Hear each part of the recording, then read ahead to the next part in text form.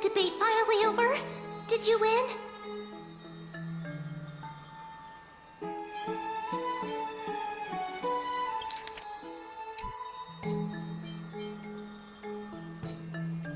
Won a glorious defeat. You sure know how to look on the bright side. Well, moving on. I was hard at work even while you were at the debate.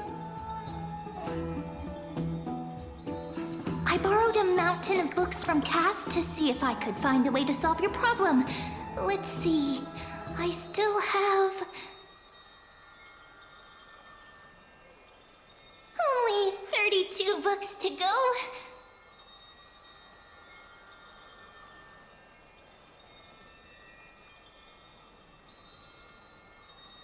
Really? Oh, that's fantastic news. I knew it. Hard work always pays off. Especially if you're as diligent as Ma'am. I feel like a huge burden has finally been lifted off my shoulders. Why are my eyelids so heavy all of a sudden?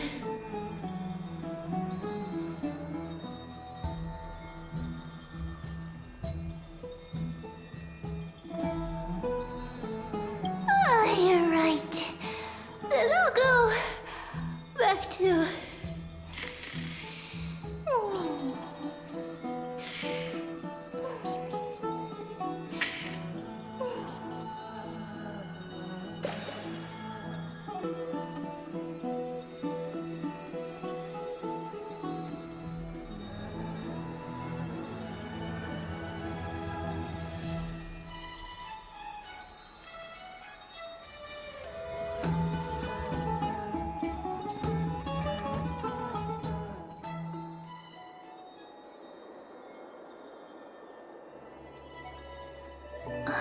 Cass?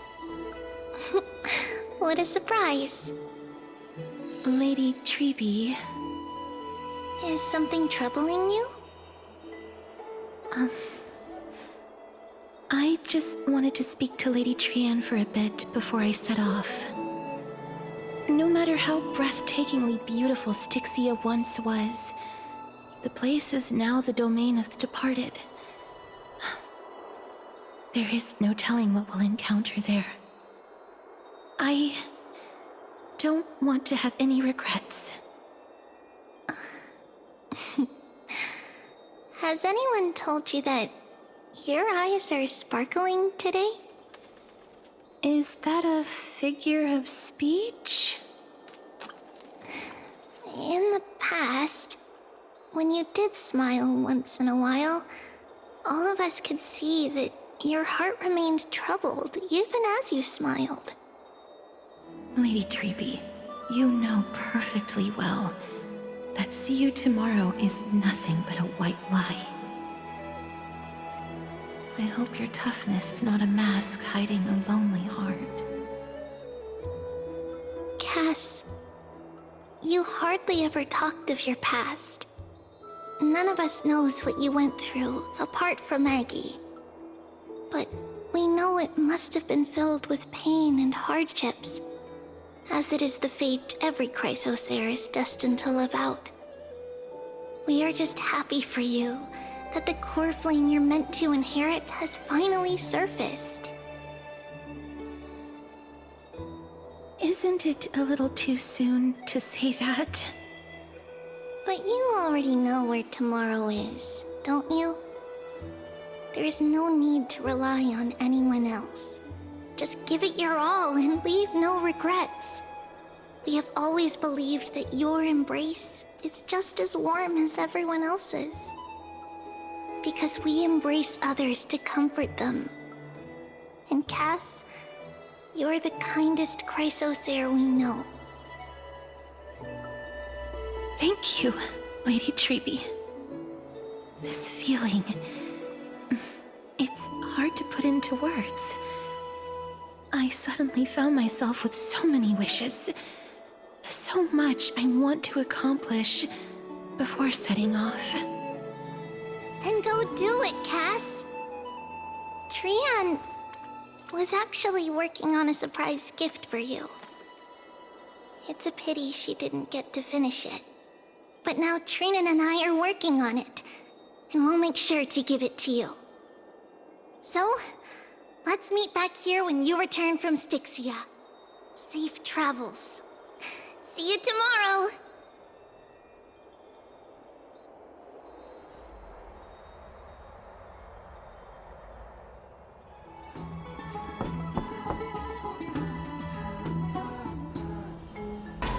I hope I didn't wake you.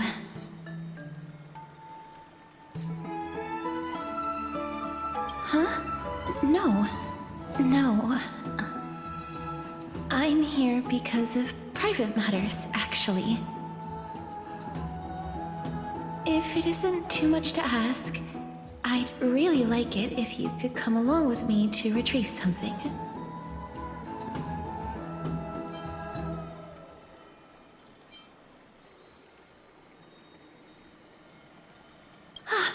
Is your soul...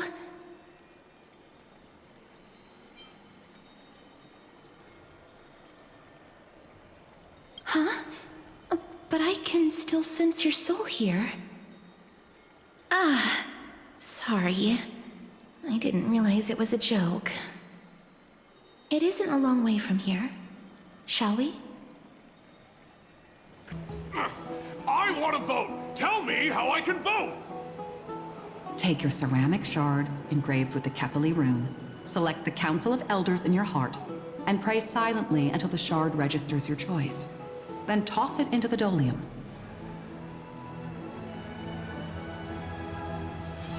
The Council of Elders? More like the Council of Buffoons! The Black Tide took my hometown long ago! Who are they kidding with bringing back Erechrysia? It's all a sham to create their own Erechrysia in Akama! The Titans are just. So long as we do not overstep our bounds again, we will not incur divine wrath. Oh, please. The time when these deranged Titans should have vacated their spot to the demigods is long overdue. You'll see soon enough, you old fogey. And I pray that Talanton smacks some sense into you with their scales. We shall see how this turns out. That was... quite a spectacle.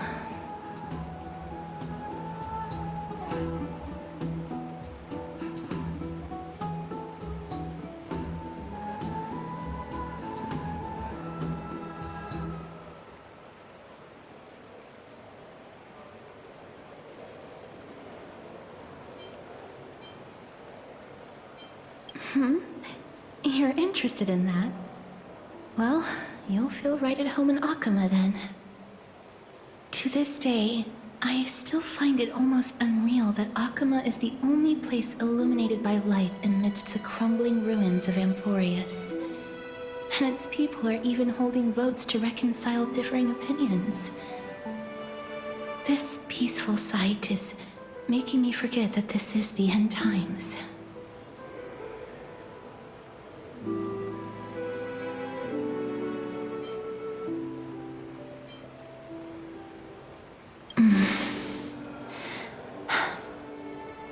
Before coming here, I had lived for many years in Idonia, a city of rime and frost.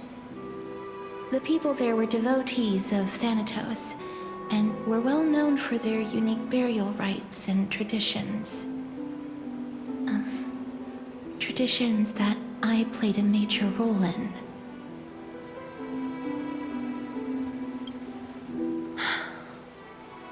Yes. You now know me as the Mortician of Akama. But back in those days, I was Idonia's Maiden of War. I was trudging across the frosty plains on my own when the Idonians found me. They saw the curse in me as a blessing from Thanatos, and believed that my hands could correct the Erechrysia's mistake and lead them to meet the great god of death. They provided me shelter, but in return, was expected to grant merciful deaths to war captives, prisoners bound for execution, and heroes alike.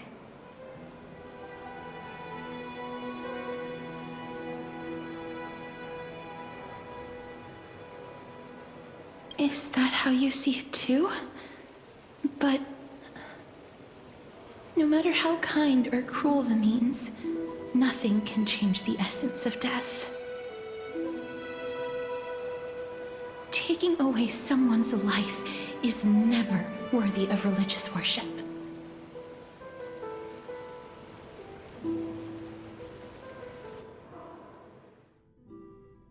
I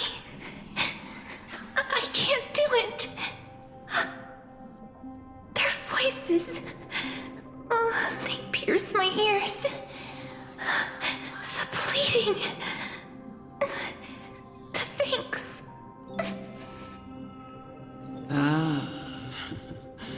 I know that feeling, child. I was once as lost as you are now. But you must respect those walking towards death, just like how you should respect yourself as the Holy Maiden granting humans glory and liberation. What you're asking me to do is no better than the task of an executioner. And yet you want me to respect myself.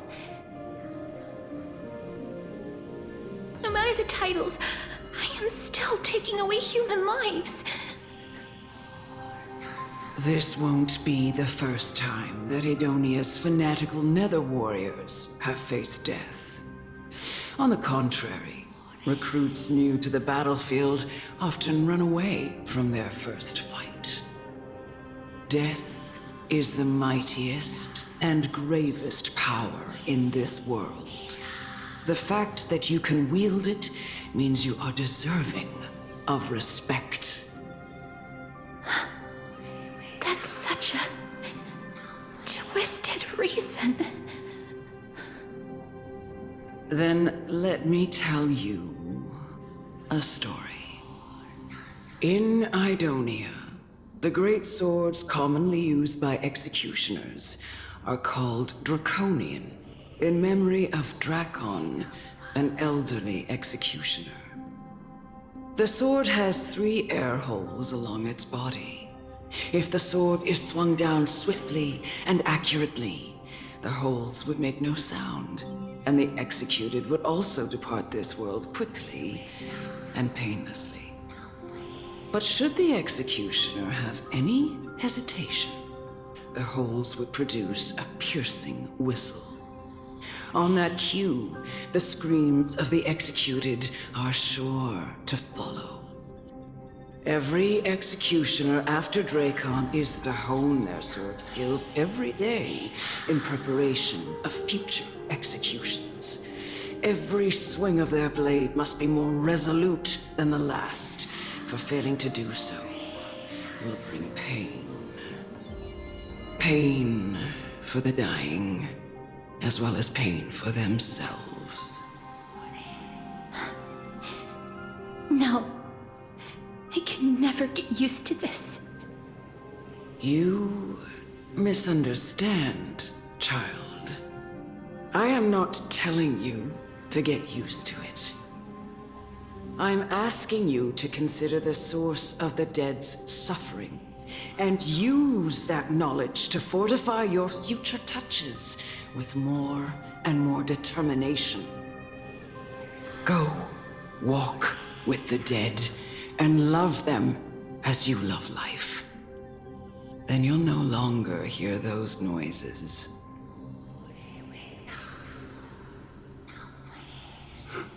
Please, don't kill me.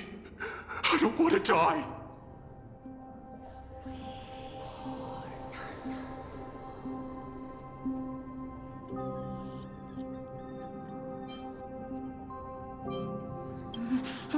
No!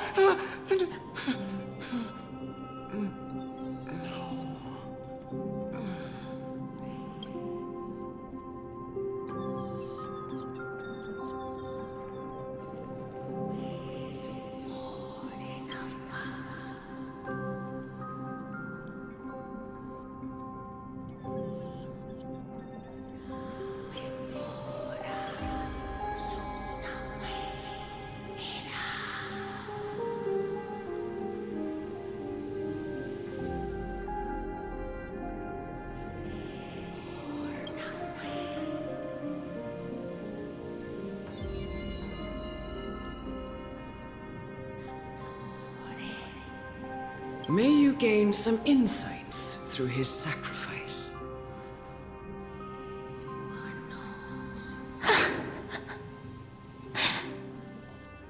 Is this all? No. Come with me. This is just the beginning of your life as the Maiden of War. What are you trying to do with me? I have aged. The time has come for me to heed the summons of Thanatos and journey to their domain. The final resting place of every Idonian. You're not that old yet. You still have many, many years ahead of you. No. I'm already dead. For I have come to fear my declining health and impending death. Ah, Castoris. Will you give me one last chance to charge towards fear and prove that I am no coward? I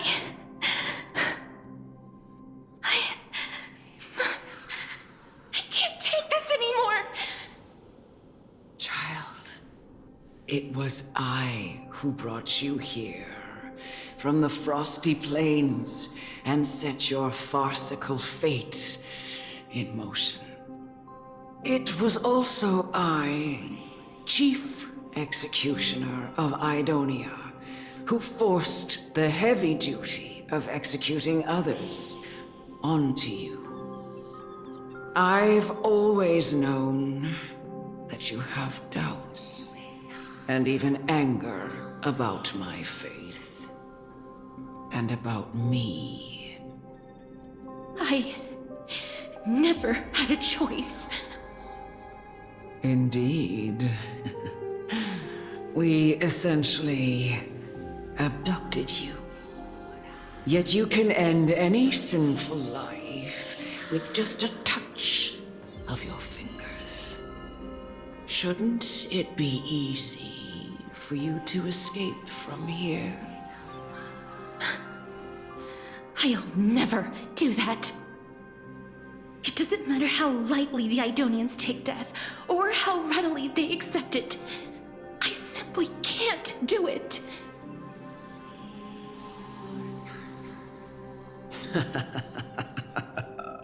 I knew I was right about you. What do you mean? I've taught you and cared for you as my own daughter all this time because of this blessing that's been with you since your birth. I know no one else in the world would understand the weight of life and death more than you do. In the eyes of an Idonian, death is the end of all life.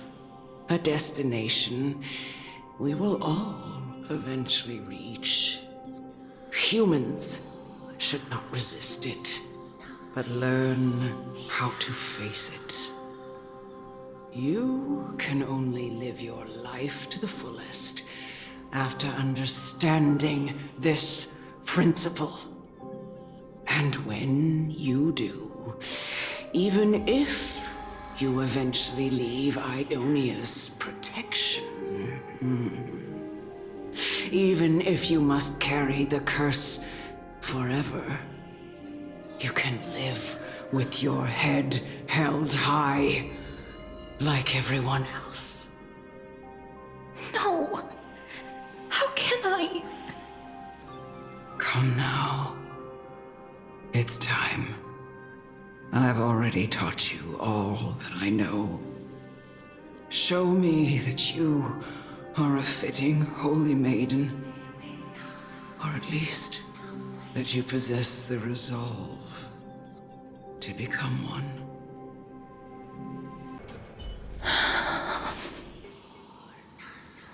This was the last time I followed her command. I gently touched the elderly woman before me.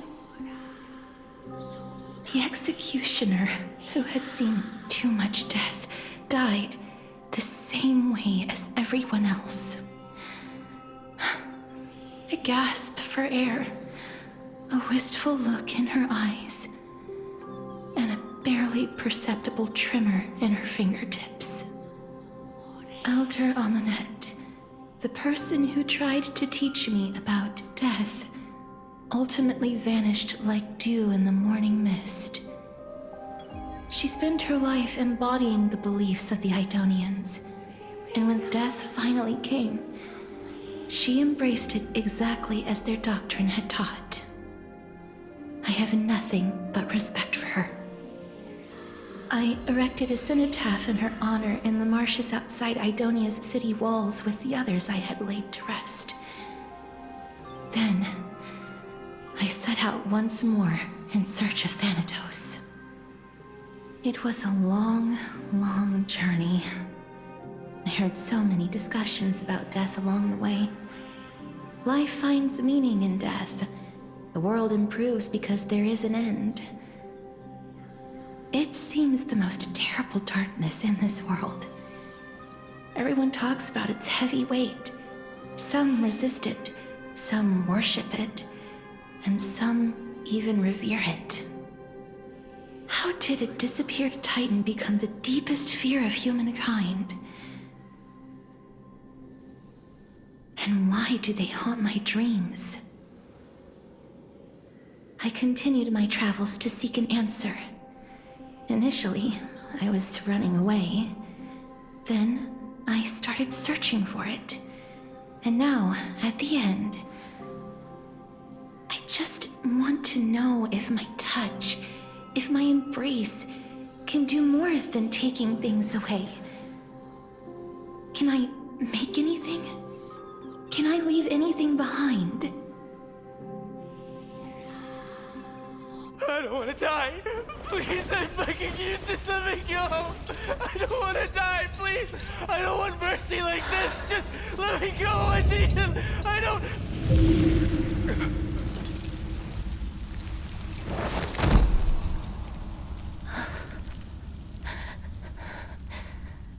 I hate these icy hands.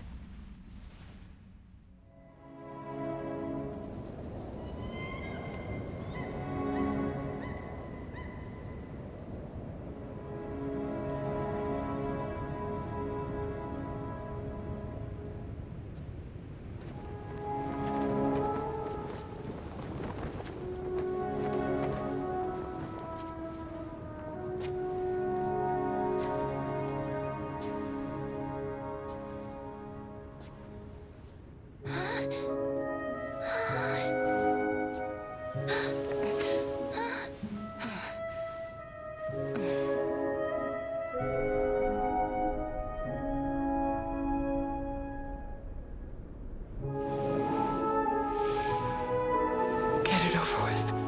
End its suffering.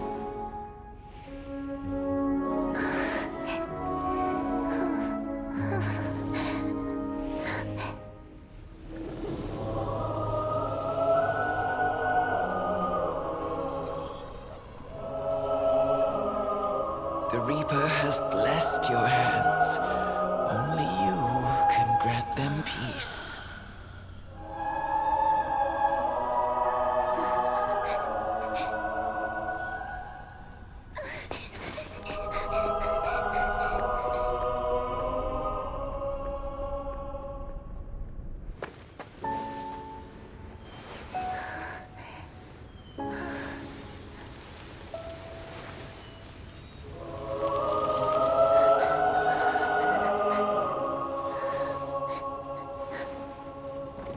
Embrace death. Walk alongside it.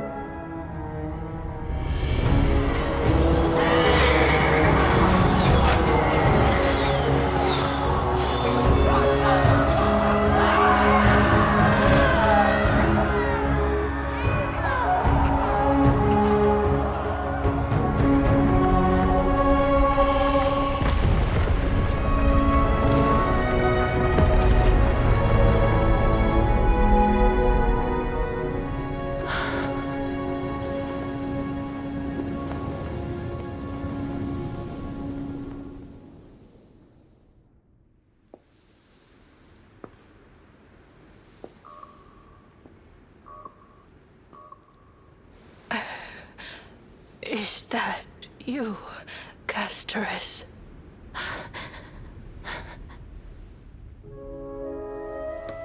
All of them have gone, heeding death's summon, crossing into their domain.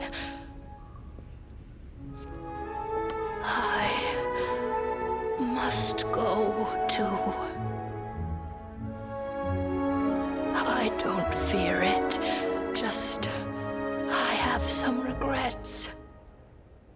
Watching people leave this world again and again, it must be lonely for you.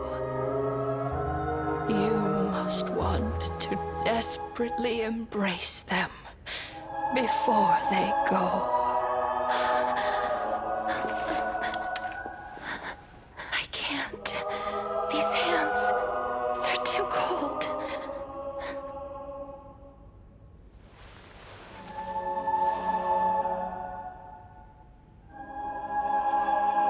But Big Sister Casteress, your hands are so warm. Just like anyone else's. So go on. Don't hold back. Give me a warm hug.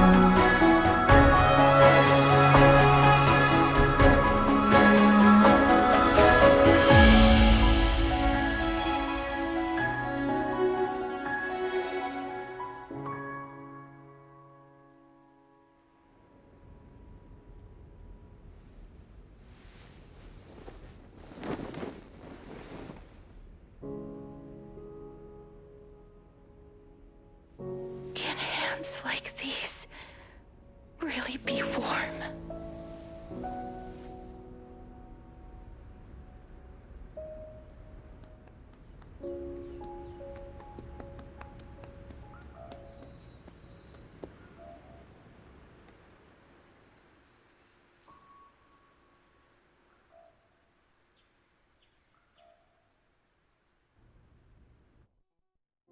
On the day that Oryx's trial ended, you must have had many questions.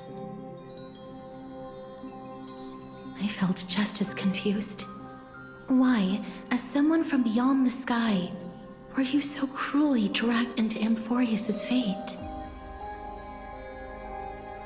I wished I could take action, but no matter how hard I try, I cannot simply interact with the living as ordinary people do. Even when we brushed against each other unintentionally in the grove, and it was obvious that nothing had happened. When an almost unattainable hope finally welled up in my heart. When I thought that perhaps my touch would no longer bring sorrow, fate declared to me, it wasn't that the curse of death had finally been lifted,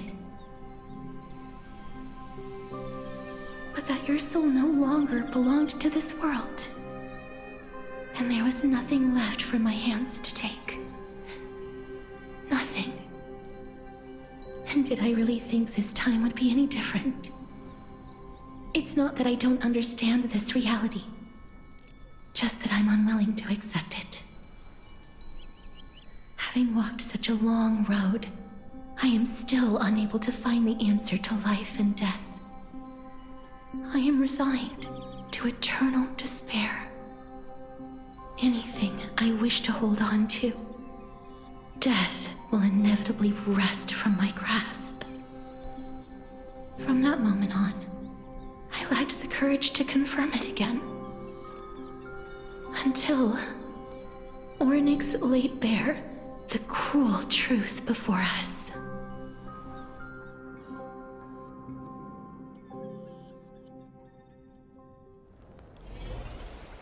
But now, perhaps I might have one last chance.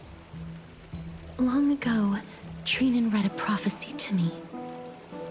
At the end of the Sea of Flowers, the souls of the living shall warm thy fingertips, and after an embrace, there shall be eternal separation. I found no surprise in it, for her words sounded not like a foretelling, but a perfect reflection of my past. Embraces in this world are born of reunions, yet my touch speaks only of farewells. In that moment, I had no doubt that this destiny would weave itself through the entirety of my life. And yet, things have taken a turn for the better. Now that I can finally have an audience with Thanatos, perhaps I can rewrite the meaning of that fated prophecy. I have no reason not to give it my all. For your sake, and for my own.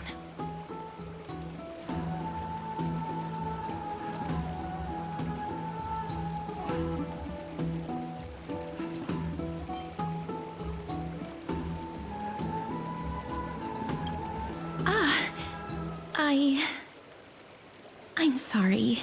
I probably said too much. I hope I didn't make you uncomfortable.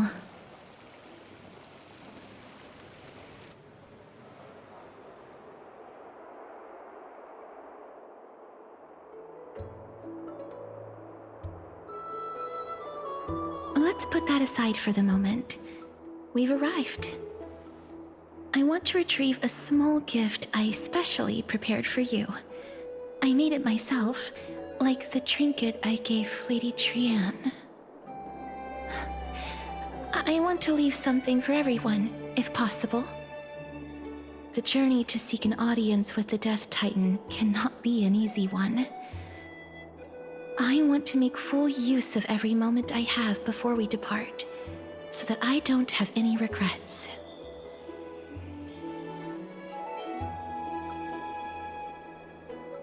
Then, perhaps you can have a look at it first. You don't have to take it if you don't like it. Look, it's right there. Huh? Where did it go? What's going on?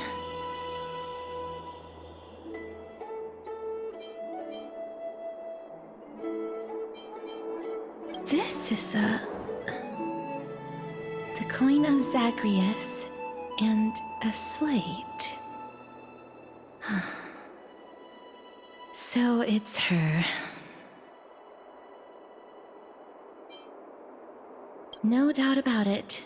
This is her favorite symbol. It's a lady's cipher, the demigod of Zagreus whom Lady Aglaia had spoken of. She's a master thief who's left legendary tales all over Amphorius. So many years have passed, yet she's still announcing herself in such a crass manner. Let's just do as the slate says and look for Lady Cipher.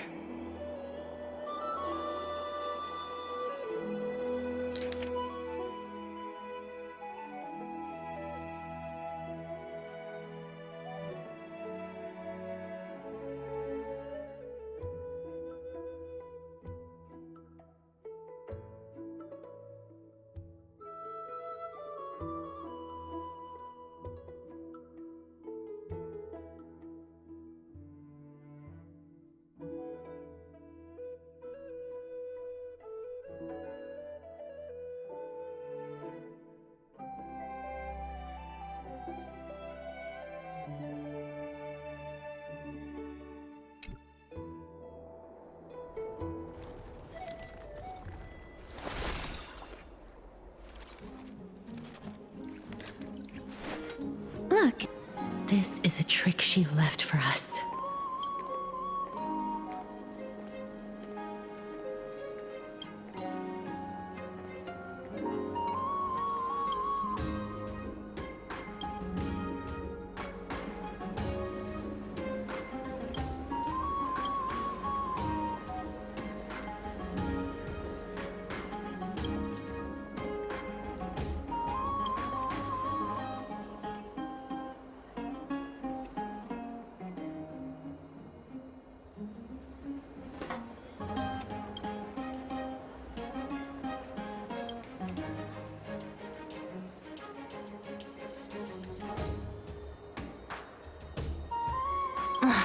She's incorrigible.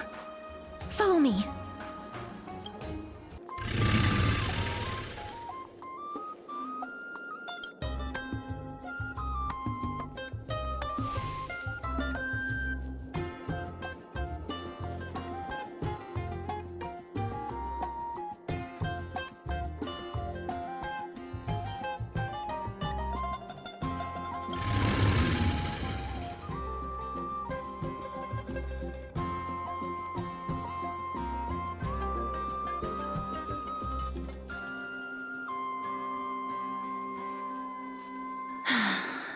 Lady Cypher, please come on out.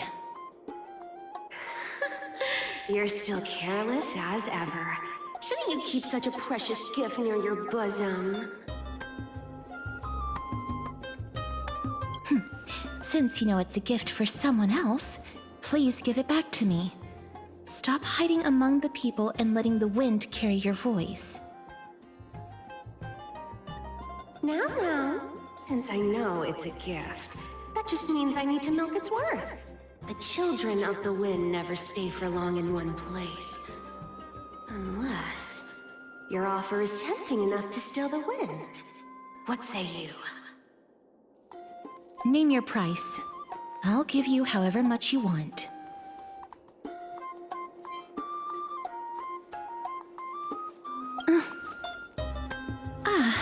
I'm sorry. Bargaining is really not my forte.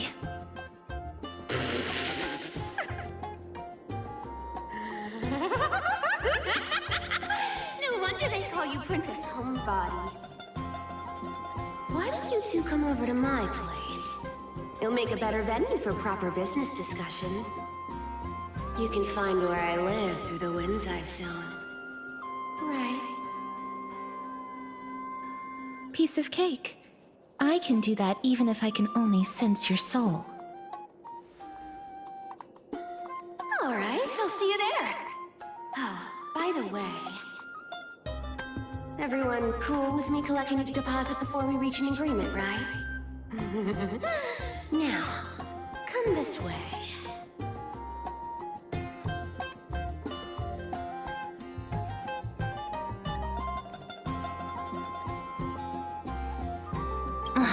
She's incorrigible. Follow me. Over here! Over here! No, not that way! This way! Come on. If I really wanted to hide, you'd never find me. So relax, you two. No need to get your hackles up. I'm not that scary, am I? Meow.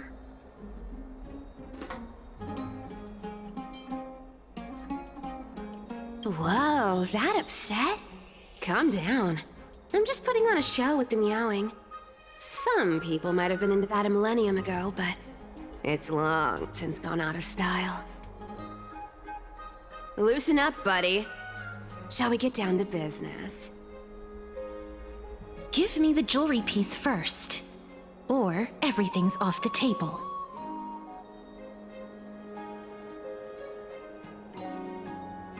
Oh, come now. Don't be so upset. Relax. Relax. Look, isn't the view here just great? You can see what everyone is doing and where they're going, and they won't even know you're here. Now that we've broken the ice, let's get to the point. Everything I've said so far has been a joke. I'm inviting you two here for 3 things. fun. The seamstress found me and wants me to take you to Styxia to look for the Death Titan. 2. The Council of Elders also found me and wants me to make sure the core flame of Thanatos ends up in their hands.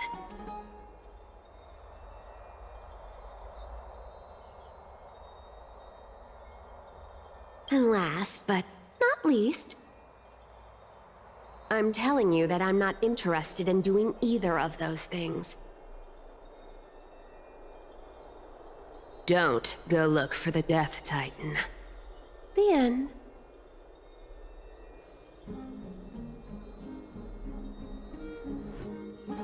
Wow, this is some high-quality stuff. And this room is full of it. How much are these worth, Did you get all this through that Aranova gimmick? Some of it is family fortune, while the rest came from my business as a dressmaster. Don't liken the flame chase work to your shady dealings. Wow, I should have busted down your door instead of going around like a thief.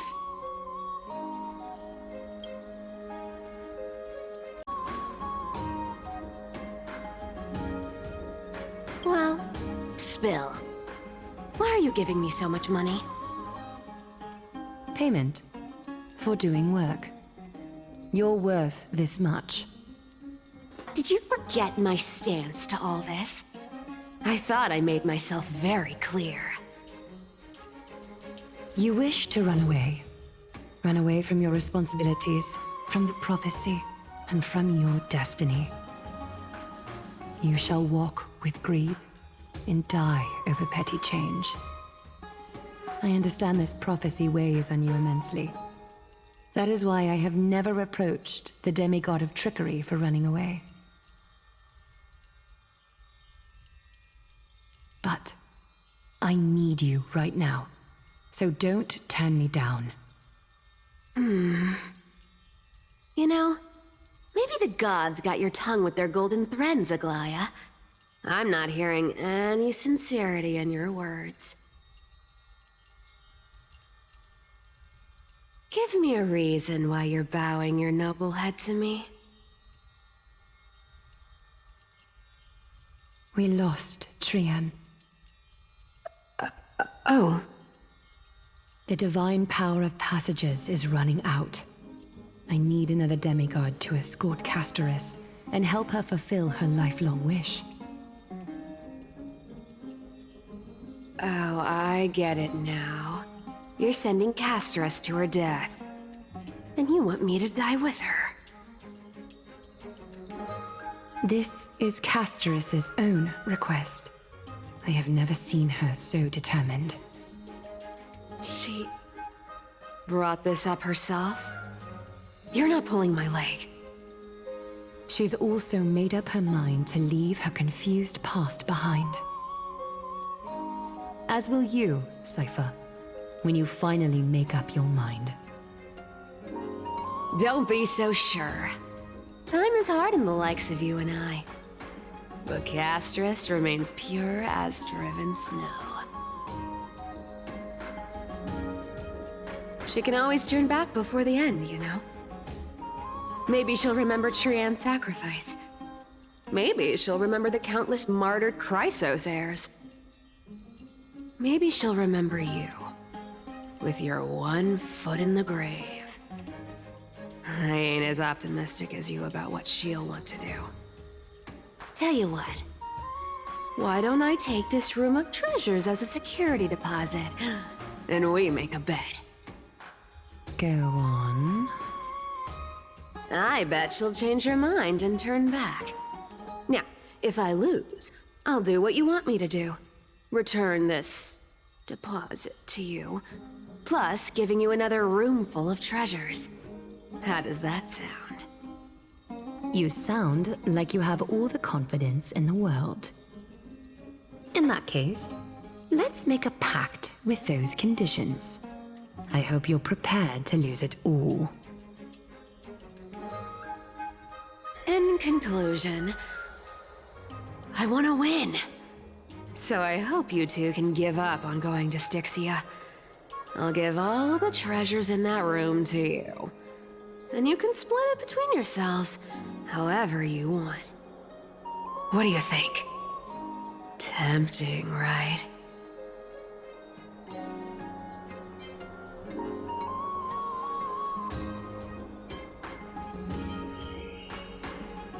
Oh, please! Dear great mystery, I'm not giving you broken seashells people use in the markets millennia ago. I'm giving you gold! Pure, solid gold. It's a hard currency. You know what that means, right? It's not about the value of the reward. If we don't find the Death Titan, his soul will... Oh? I can't go into the details, but we have to go to Styxia.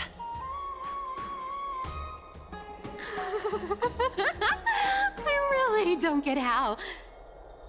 Princess, homebuddy, you keep talking about needing to find Thanatos, about getting rid of your curse, and you don't care about anything else. But did you ever live for your own pleasure? Even for just one day? What are you trying to say? I'm saying, contrary to your beliefs, Aglaia didn't take you in just so you can die for her Aranova. The Flame Chase journey walks hand in hand with sacrifices. Isn't that why you're always running away from Lady Aglaia? Fine. Never mind. We all have our own problems. I ain't gonna say anything anymore. It's not like I was gonna honor that bet anyway. But listen to me. Styxia is no tourist destination. Sure, the treasures buried in there are 10, no, 50 times richer than Aglaia's vault. Yet, I've never been there. And I never plan to. Because even a demigod can't be sure they can walk out of that place alive. And now I'm supposed to escort you to Styxia. Sure. Pay up.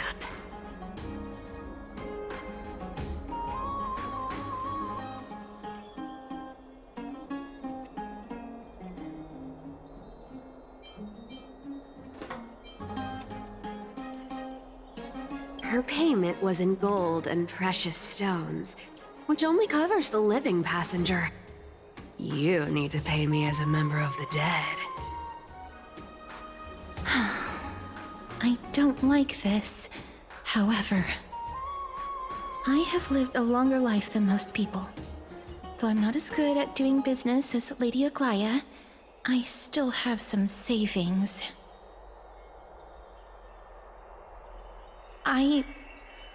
I can give them all to you. Then how are you going to live the rest of your life? Then I'll give you 90.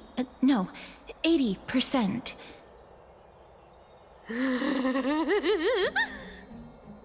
Well, don't mind if I do.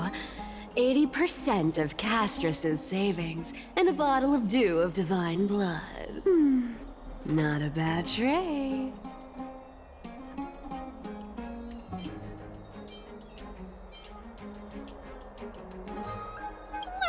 I'm so scared! Can you even catch my tail? Here! Catch! Be careful with that! A minor change in plans, though. Don't go to the bath tomorrow. Come look for me at Akama's city gates instead. So, why are you changing the meeting place? Oh, nothing really. Just a bit scared of the seamstress's frosty face. I wouldn't stay a second longer in Akama if it were up to me. Well, now now that we've struck a deal, why don't I give you guys a lift back? It's gonna be a long ride. So have a good rest.